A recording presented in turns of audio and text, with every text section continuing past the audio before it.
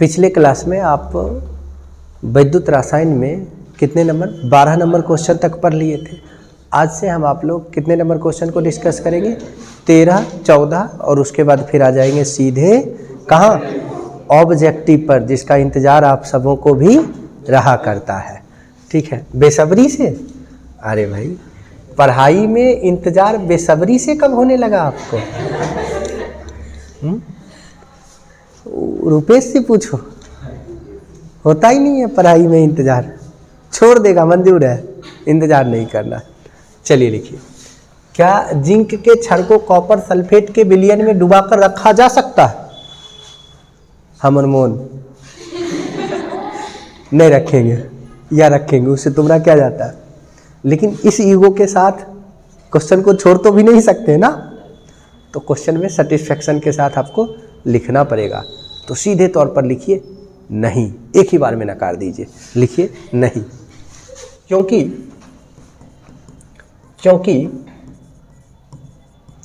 Zinc का electrode विभव copper से कम होता है, जिससे जिंक CuSO4 से Cu को प्रतिस्थापित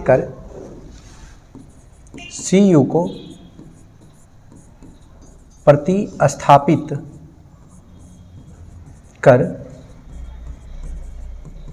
संक्षारित हो जाता है। तो ये सारा खेल है किसका? इलेक्ट्रोड विभव का है भाई। तो आपको दिखाना होगा कि E0 Zn/Zn2+ का जो वैल्यू है वो क्या है? -0.76 वोल्ट। इसका वैल्यू क्या है भाई? तो इसका वैल्यू कॉपर से कम है। E0 Cu/Cu2+ is equal to +0.34 volt. अब पहला बात तो आपने दर्शा दिया। दूसरा बात कि ये कैसे अभिक्रिया करके संचारित होता है, तो देखिए जिंक जो सॉलिड स्टेट में अवेलेबल है, जैसे इसको कॉपर सल्फेट के जलीय विलयन में डालते हैं तो जिंक कॉपर सल्फेट को जाकर हटाता है कम विभव के वजह से, और हटाकर खुद सल्फेट बना लेता है। और सल्फेट बना लिया, एक्वस हो गया, मतलब संचारित होगा तभी तो एक्वस होगा ना, तो संचारित हो जाएगा, खराब हो जाएगा। तो हम जिंक को कॉपर सल्फेट के विलयन में नहीं डुबा सकते हैं। क्यों? क्योंकि जिंक उससे अभिक्रिया करके संचारित हो जाता है। रीजन क्या है? इलेक्ट्रोड विभव। नोट कर लीजिए सर। चलिए 14 नंबर क्वेश्चन देखिए, कॉपर सल्फेट के जलीय विलयन में, यहाँ क्वेश्चन छोटा हुआ है, 0.25 एम्पियर की धारा कितना घंटा तक? 5 एम्पियर की धारा 1 घंटा तक प्रवाहित किया जाता है। तो मुक्त कॉपर का मात्रा ज्ञात करें। देखिए सबसे पहले क्या दिया हुआ है? I का वैल्यू दिया है 0.25 एम्पियर, T का वैल्यू दिया है 1 आवर। 1 आवर का मतलब सर 1 × 60 × 60 सेकेंड में आ गया। क्या मुक्त हो रहा है? कॉपर। पूछता है कितना कॉपर मुक्त हो रहा है, बतलाना। तो कॉपर का जो परमाणु भार होता है वह 63.5 ग्राम प्रति मोल होता है।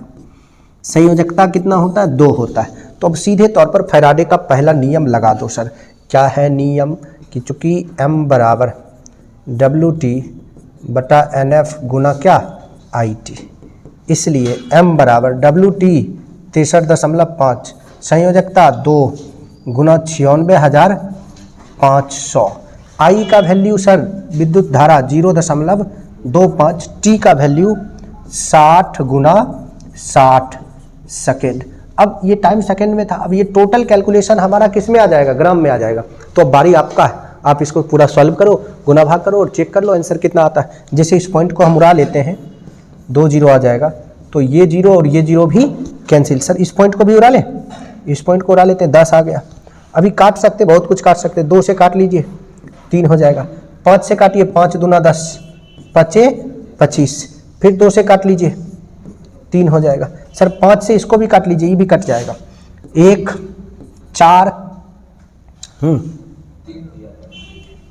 ना 1 9 3 ऐसा होगा, 2 जीरो आ चुका है। अब ऊपर जो जो बच रहा है उसको लिख लीजिए, m बराबर 635 गुना 3 तिया 9 बटा 193 इतना ग्राम, गुना भाग करिए, आंसर पा लीजिए। वैसे आप कैलकुलेट करके बता दीजिएगा कि इसका आंसर कितना आता है, तब तक मैं भी एक बार चेक कर लेता हूं। जब तक आप नोट कर रहे हैं लिखिए तो तेज़ी से। कैलकुलेटर बाबा आ चुके हैं हमारे पास। 6 3 5 गुना 9 को डिवाइड कर लीजिए, 1 9 3 2 गो 0 0.296 इतना आंसर आ जाएगा। अब आपका इंतज़ार ख़त्म होता है और बारी है किसका, ऑब्जेक्टिव क्वेश्चन का। तो इस ऑब्जेक्टिव की दुनिया में आप चलिए एक बार, और कुछ एक जगह मिस टाइप है वो सब हम आप लोग डिस्कस कर लेंगे, देख लेंगे। ज़रा जल्दी जल्दी आ जा। जैसे देखिए, फैराडे का विद्युत विच्छेदन का द्वितीय नियम किससे संबंधित है? देखो, फैराडे का विद्युत विच्छेदन का द्वितीय नियम तुल्यांकी भार से संबंधित है। आपने पढ़ा था ना, जब 2 या 2 से अधिक विद्युत अपघट्ट को श्रेणी क्रम में सीरीजिंग करके समान एम्पियर की धारा समान समय तक प्रवाहित किया जाता है तो इलेक्ट्रोड पर मुक्त पदार्थ की मात्रा उसके तुल्यांकी भार के क्या होता है? तुल्यांकी भार को ही कौन सा भार कहते हैं? समतुल्य भार। तो कौन सा ऑप्शन सही होगा? ठीक है सर, आगे बढ़ते हैं। अर्धसेल अभिक्रिया के लिए मानक इलेक्ट्रोड विभव है। देखिए, 2 अर्धसेल अभिक्रिया दिए हुए, एक ये।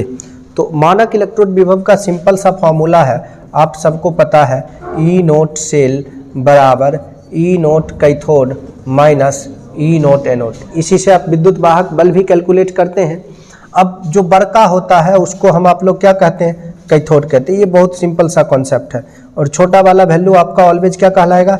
एनोड का वैल्यू होता है। हालांकि एनोड वो होता है जहां पर ऑक्सीकरण होता है और कैथोड वो होता है जहां पर अवकरण होता है। लेकिन पहचानने के लिए उससे भी आसान मेथड क्या है? छोटका और बड़का, जो कि आप तुरंत पहचान लेते हैं। तो बड़का माइनस छोटका यानी 0.40 माइनस 0.76 माइनस माइनस प्लस, अरे 4 1 है सर, हाँ 4 1 है, एक भी नहीं छोड़ना है, माइनस माइनस प्लस 0.76 जोड़ लीजिए, 6 1 7 7 4 11 1.17 वोल्ट। ऐसा कौन सा ऑप्शन है?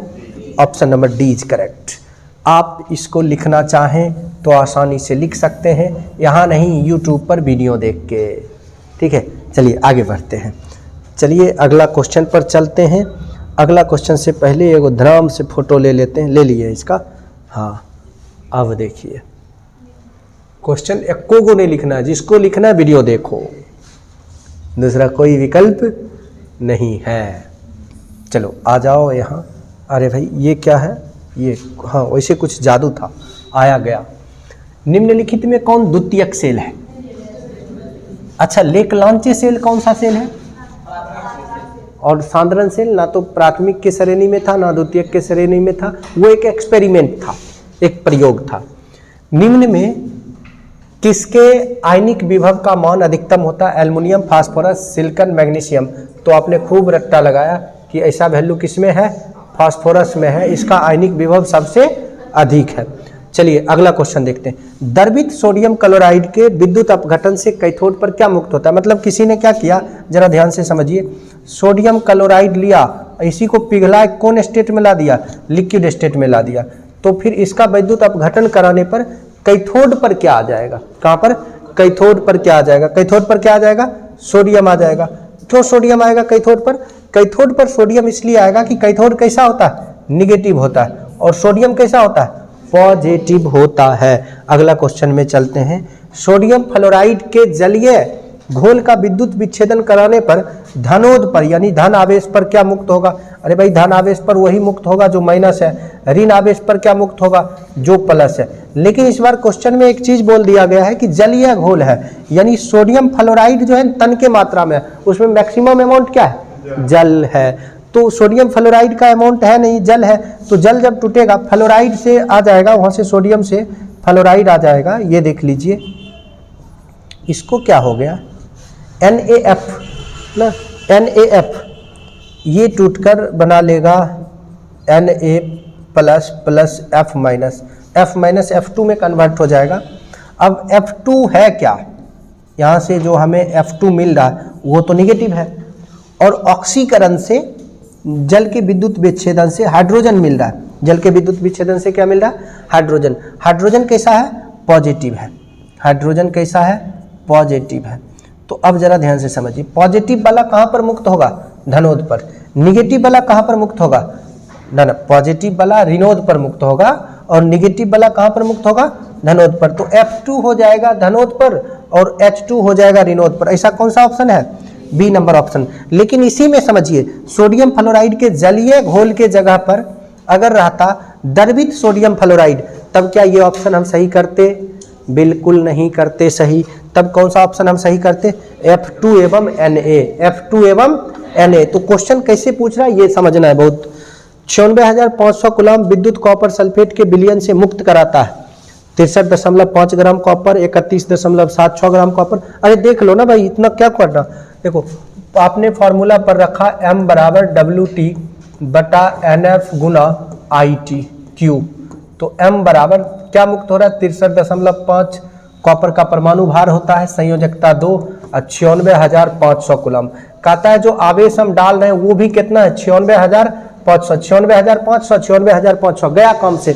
बच क्या रहा है, 63.5 बटा 2, यानी देख लो 31.75। ऐसा कोई ऑप्शन है सर, 31.76, ये सही कर देंगे। ये 31.76 का डाटा इसलिए आ गया कि यहाँ पर हमने एग्जैक्ट वैल्यू रखा, जबकि वहाँ एग्जैक्ट वैल्यू ये नहीं है। तो ऐसा हो गया ऑप्शन नंबर बी। चलो आगे बढ़ते हैं।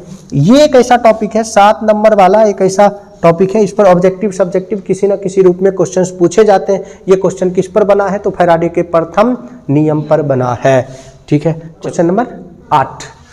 तो निम्नलिखित में सबसे शक्तिशाली ऑक्सीकारक पदार्थ कौन है, F2।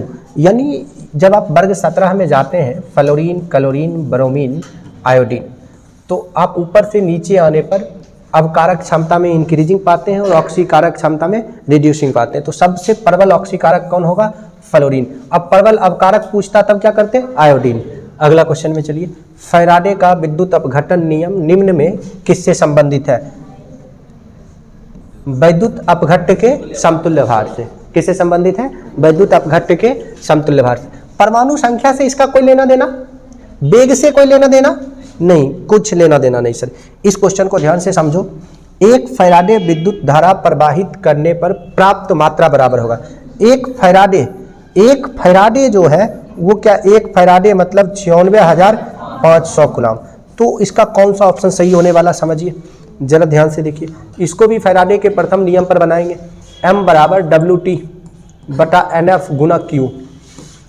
M बराबर WT बटा N गुना F गुना Q का वैल्यू भी क्या है, F, और F क्या हो गया, कैंसिल हो गया।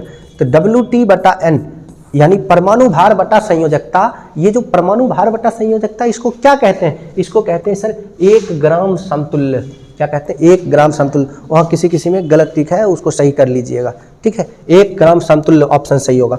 आइए नेक्स्ट चलते हैं। अच्छा, इसमें एक क्वेश्चन और समझिए, ये टेक्निकल क्वेश्चन है, टेक्निकली थोड़ा सा बदलाव होगा तो क्या हो जाएगा। क्वेश्चन इसी में रहता 1 एम्पियर की धारा 1 सेकेंड तक, 1 एम्पियर की धारा कितना सेकेंड तक, 1 सेकेंड तक। तब देख लो M बराबर WT बटा NF गुना क्या, IT। तो 1 एम्पियर की धारा 1 सेकेंड तक, यानी M बराबर WT बटा N गुना F गुना 1 गुना 1। कोई फर्क पड़ता, अब ऊपर क्या रहा, WT बटा NF। तब हमारा कौन सा ऑप्शन सही होता, C नंबर, वैद्युत रासायनिक समतुल्यांक। ठीक है। अच्छा, 1 एम्पियर की धारा 1 सेकेंड तक नहीं बोल के ये भी बोल देता 1 कूलम्ब आवेश, तो भी कौन सा ऑप्शन सही होता, वैद्युत रासायनिक समतुल्यांक। तो क्वेश्चन कैसे पूछ रहा है, इस बात का पूरा ख्याल रखना। आ जाओ इस पर, lithium chloride, sodium chloride, potassium chloride की अनंत तनुता पर तुल्यांकी चालकताओं का सही क्रम व्यवस्था क्या है, सही क्रम व्यवस्था बताइए। जरा ध्यान से समझिए इसको।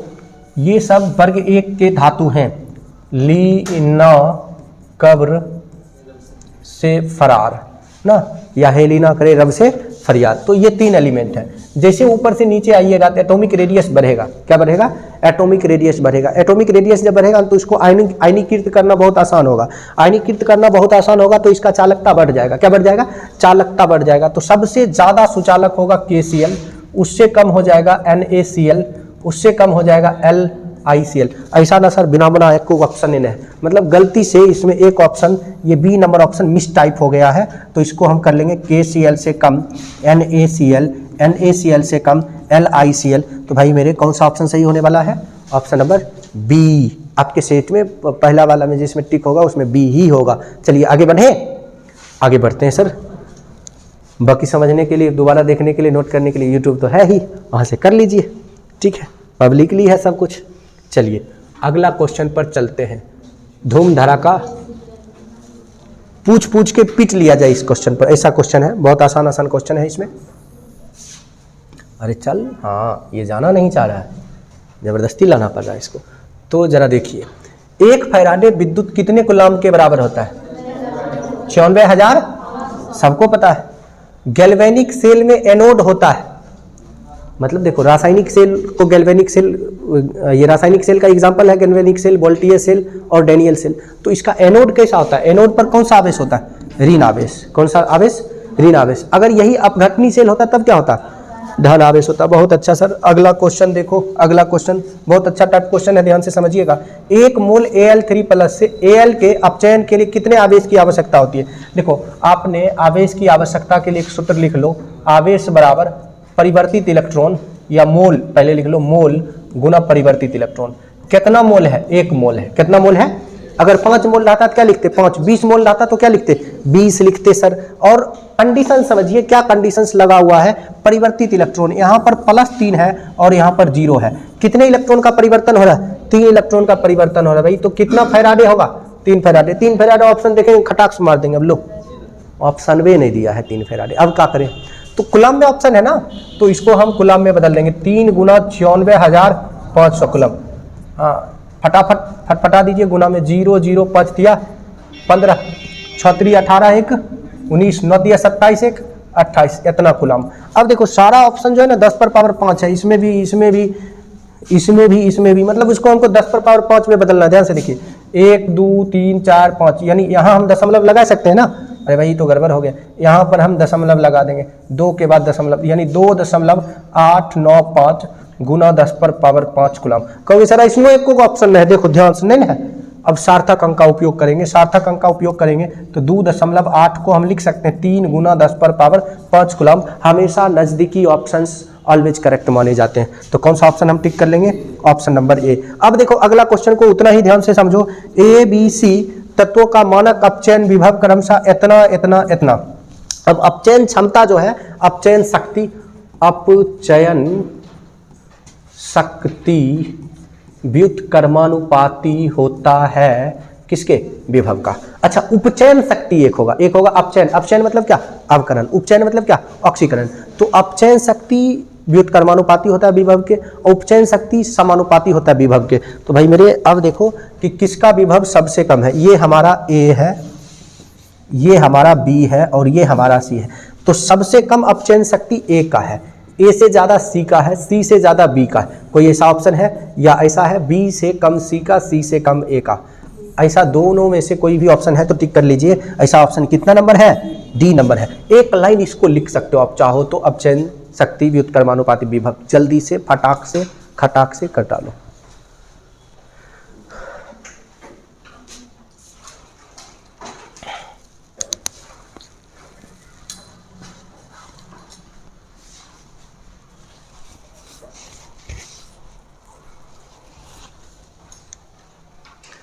तब तक आप लोग भी ध्यान से सुनिए, आप लोग लिखिए, इधर हम सुना रहे हैं। देखिए, यदि आपका स्वप्न बड़ा है, स्वप्न बड़ा होना भी चाहिए, तो फिर आपका मेहनत भी उतना ही बड़ा होना चाहिए। और मेहनत बड़ा आप सही जगह तक पहुंच के कर पाएंगे तो फिर उसका सही परिणाम मिलेगा। अब ऐसा हम क्यों बोल रहे हैं? देखिए, आप अगर सही जगह पर मेहनत नहीं करेंगे, सही चीज़ों पर मेहनत नहीं करेंगे, तो आप कितना भी मेहनत कर लीजिए उसका सार्थक परिणाम नहीं मिलने वाला है। सिंपल सी बात है, आपने एक कहानी सुना होगा, मैं भी आपको एक कहानी सुनाता हूँ, सिंपल सा छोटा सा कहानी, कि अगर ज़मीन से पानी निकालना हो तो एक ही जगह पर आपको 100 फीट 150 फीट गड्ढा करना होगा। 150 फीट गड्ढा करेंगे पानी निकल जाएगा। लेकिन अगर हम 50 जगह पर 10-10 फीट की गड्ढा कर दे, तो हमने 50 जगह पर या मान लो 100 जगह पर 10-10 फीट का गड्ढा कर दिया, तो कितना गड्ढा किया? 150 फीट किया या उससे ज़्यादा किया? उससे बहुत ज़्यादा कर दिया, 1000 फीट 500 फीट गड्ढा कर दिया। लेकिन क्या धरती से पानी निकलने वाला है? नहीं सर, बिल्कुल नहीं निकलने वाला है। तो ध्यान रहे कि आप सही जगह पर जाकर मेहनत करेंगे, एक ही जगह पर मेहनत करेंगे तो फिर आप बेहतर रिजल्ट की ओर जा सकते हैं। हम आपको सूचना दे रहे हैं कि जैसे ही क्लास 12 का एग्ज़ाम ख़त्म हो जाएगा, CUT 2024 के लिए एक फ्री ऑनलाइन क्लास आएगा यूट्यूब पर, जो आप सब के लिए अवेलेबल रहेगा। CUT 2024 ये होता क्या है? यानी आपका अगर ख्वाहिश है कि बड़े विश्वविद्यालय में जाकर पढ़ना है, तो आपको अच्छे मार्क्स ही केवल नहीं चाहिए 12th में, बल्कि आपको CUT का एग्ज़ाम भी निकालना पड़ेगा। तो CUT का संपूर्ण तैयारी केमिस्ट्री सब्जेक्ट के लिए इस चैनल पर करवाया जाएगा। अगर कोई चाहते हैं केमिस्ट्री सब्जेक्ट के लिए तैयारी करना तो जुड़ सकते हैं इस चैनल से, लेकिन 12th के एग्जामिनेशन के जस्ट बाद अगले क्लास से ये स्टार्ट हो जाएगा। 12th का एग्ज़ाम ख़त्म और फिर इधर CUT की तैयारी भी स्टार्ट। चलिए आगे बढ़ते हैं। अब आते हैं क्वेश्चन नंबर 16 पर। क्वेश्चन नंबर 16 पर 16 नंबर क्वेश्चन क्या है? क्वेश्चन नंबर 16 सर, साम्य अवस्था पर किसी सेल का विभव क्या होता है?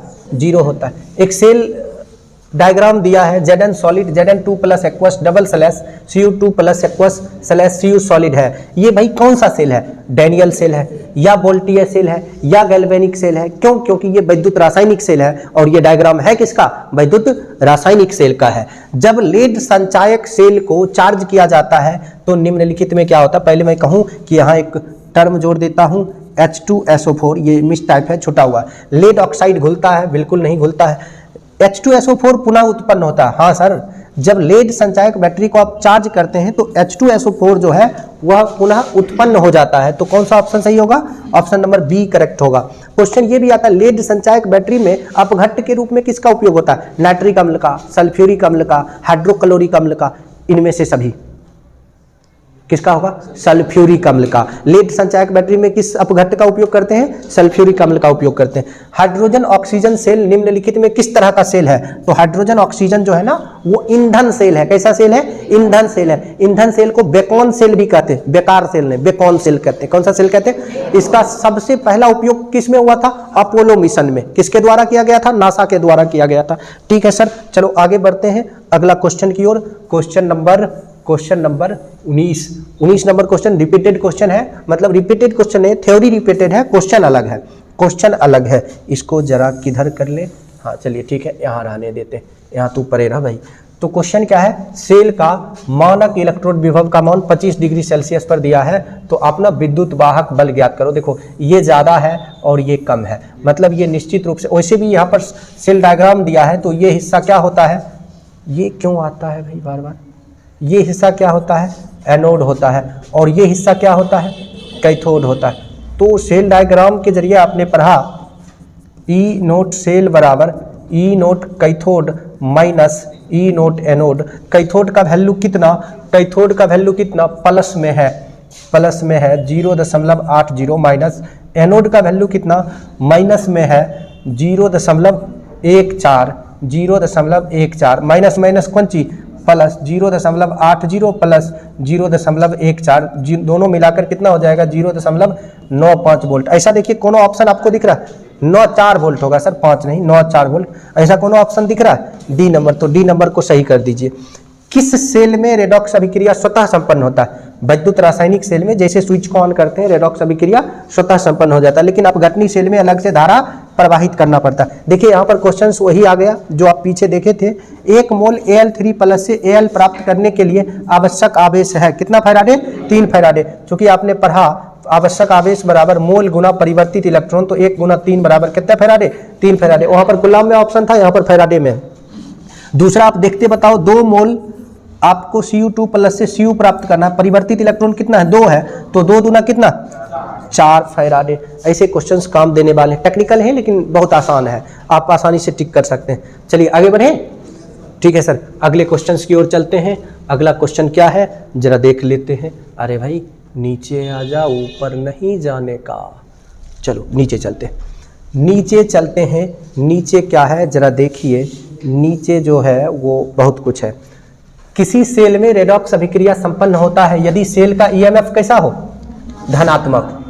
सेल का विद्युत वाहक बल पावर रहेगा तभी धारा प्रवाहित होगा या रेडॉक्स अभिक्रिया संपन्न होगा। पावर ही नहीं रहेगा तो रेडॉक्स अभिक्रिया संपन्न होगा, कतई नहीं होगा सर। NaCl बराबर होता है, ये देखो कोल्ड-हाउस के नियम पर है, ये टूटेगा तो Na प्लस प्लस क्या Cl माइनस, ऐसा कौन सा ऑप्शन है, सी नंबर। ये भी कोल्ड-हाउस के नियम पर है, यहाँ पर Be कर लीजिए तो ज़्यादा बेहतर है, Ba में 3 हो जाता है, Be कर लीजिए ज़्यादा बेहतर है। ये टूट जाएगा beryllium ion plus chloride ion, तो देखिए इसके आगे 2 लग गया ना, ऐसा कौन सा ऑप्शन है। अच्छा मानिए अगर यहाँ पर 2 नहीं रहता लगा हुआ तब हमें किधर जाना पड़ता, नन ऑफ दीज के तरफ जाना पड़ता और उसी को टिक करते। तब इसको हम बिना डू जैसे यहाँ नहीं लगल है फिर टिक कर देंगे तो गलत हो जाएगा सर। उसके बाद आइए सेल स्थिरांक का मात्रक क्या होता है, सेल स्थिरांक का मात्रक प्रति सेंटीमीटर होता है। सेल स्थिरांक कहते किसको, सेल स्थिरांक को ना G स्टार से सूचित करते हैं सर। देखो सेल स्थिरांक बहुत सिंपल सी बात है कि ये एक वैद्युत अपघटनी सेल है और वैद्युत अपघटनी सेल के इलेक्ट्रोड के बीच की दूरी और इस इलेक्ट्रोड के मोटाई के अनुपात को, इलेक्ट्रोड के बीच की दूरी और इलेक्ट्रोड के मोटाई के अनुपात को क्या कहते हैं, सेल स्थिरांक कहते हैं। इसको किससे सूचित करते हैं, G स्टार से सूचित करते हैं। ये सेंटीमीटर और ये सेंटीमीटर स्क्वायर, सेंटीमीटर खत्म, ये हो गया सर 1 सेंटीमीटर, फाइनली क्या सेंटीमीटर से प्रति सेंटीमीटर हो गया। अगर कोई यूनिट मीटर में रखता तो किस में आता, प्रति मीटर में आ जाता। क्लियर ना, ये सेल स्थिरांक का कॉन्सेप्ट होता है। चलिए आगे बढ़ते हैं और अगला क्वेश्चन की ओर चलते हैं। चल भाई इधर रह तू, ऊपर अभी नहीं भागने का, जरा ध्यान से। हाँ इसमें देखिए कुछ एक अच्छे क्वेश्चंस और कंफ्यूजन वाले क्वेश्चन आएंगे जहाँ पे आप अलग अलग बुक्स में अलग अलग आंसर देखेंगे तो उस कंफ्यूजन में आपको नहीं पढ़ना। लवण सेतु का उपयोग किस में किया जाता है, रासायनिक सेल में। गोताखोर ऑक्सीजन सिलेंडर में मिलाकर ले जाते हैं हीलियम। अच्छा मानिए ये क्वेश्चन ना ऑप्शनल है, अगर कंडीशंस रहता ऑप्शन में हमारे पास रहता, एक ऑप्शन ऐसा आता जैसे ये ए है ये सी है, एक ऑप्शन रहता ए सी दोनों, तब हम हीलियम टिक करते या ए सी दोनों टिक करते, तब ए सी दोनों टिक करना है। तब क्या टिक करना है, इसी यही कंफ्यूजन वाला क्वेश्चन है। ध्यान रखना इस क्वेश्चन पर कि गोताखोर के ऑक्सीजन सिलेंडर में ऑक्सीजन के अलावा नाइट्रोजन हीलियम दोनों मिला होता है, लेकिन अभी ऑप्शन चूंकि नाइट्रोजन का है नहीं, बोथ ऑप्शन दिया नहीं है, तो हम नाइट्रोजन छोड़कर किसको मिलाएंगे, हीलियम को लेकर चलेंगे। चलिए और आगे चलते हैं। लोहे में जंग लगना किसका बनना माना जाता है, वैद्युत रासायनिक सेल का। लोहे में जंग लगना वैद्युत रासायनिक सेल का माना जाता है। अंतरिक्ष यान में किस सेल का उपयोग किया जाता है, बेकॉन सेल का उपयोग होता है। लोहे के जंग का सूत्र क्या होता है, Fe2O3 × XH2O, ये किसका सूत्र होता है, लोहे के जंग का सूत्र होता है। चलिए आगे बढ़ते हैं अगला क्वेश्चन की ओर। अगला क्वेश्चन है सर क्या है, तो अगला क्वेश्चन जो भी है ध्यान से देखिए। अगला क्वेश्चन है एसिटिक एसिड सबसे पहले लिया गया, तो एसिटिक एसिड टूटेगा तो क्या बनाएगा, CH3COO- प्लस H प्लस। इस एसिटिक एसिड का चालकता क्या होगा, तो धनायन यानी H प्लस और एसीटेट आयन दोनों के योगफल के बराबर होगा। किसी वैद्युत अपघटनी सेल में इलेक्ट्रॉन का प्रवाह होता है, अंतः संवरण अंदर ही अंदर होता है, बाह्य में आप हमेशा बाह्य को हटा दीजिए, अंतः संवरण में होता है। अंतः संवरण में भी कहां से कहां की ओर, तो कैथोड से एनोड की ओर होता है। ध्यान रखिएगा इस क्वेश्चन को। उसके बाद आइए, धातु के सतह पर वैद्युत अपघटन क्रिया द्वारा जस्ता का परत चढ़ाने की प्रक्रिया क्या कहलाता है। अगर मान लीजिए जस्तीकरण ऑप्शन ना होता, विद्युत लेपन होता, तो हम किसको टिक करते, विद्युत लेपन को टिक करते। चलिए आगे बढ़ते हैं अगले क्वेश्चंस की ओर। अगला क्वेश्चन शायद नहीं कंफर्म, कौन सा क्वेश्चन है, अंतिम क्वेश्चन है सर। अंत भला तो सब भला। अंतिम क्वेश्चन है तनु जलीय विलयन। भाई तनु जलीय विलयन है तो इससे क्या फर्क पड़ना, NaCl ये टूटेगा Na प्लस Cl माइनस में, लेकिन इसका अमाउंट बहुत कम होगा। बहुत कम अमाउंट होने की वजह से कोई टर्म नहीं आना है, तो जल का विद्युत विच्छेदन होगा, H2 प्लस O2 मिलेगा। अब देखिए कहता है कैथोड पर क्या मुक्त होगा, तो कैथोड निगेटिव होता है और हाइड्रोजन कैसा होता है, पॉजिटिव होता है, तो कैथोड पर क्या मुक्त हो जाएगा, हाइड्रोजन गैस। कौन सा गैस मुक्त होगा, हाइड्रोजन गैस। ये था आपका क्या था, ये आपका था वैद्युत रासायन। आज आपका ये चैप्टर खत्म होता है। टोटल 3 चैप्टर खत्म हो चुके हैं और तीनों चैप्टर का सारा लेक्चर यूट्यूब पर डाला जा चुका है। आप अगर चाहते हैं कि ऐसे ही क्रैश कोर्स आपका पूरा कंप्लीट हो जाए यूट्यूब पर, तो जुड़िए राइट वे केमिस्ट्री के यूट्यूब चैनल से। कल के क्लास से यानी अगले क्लास से हम लोग चौथा चैप्टर लेकर आएंगे, केमिकल काइनेटिक्स।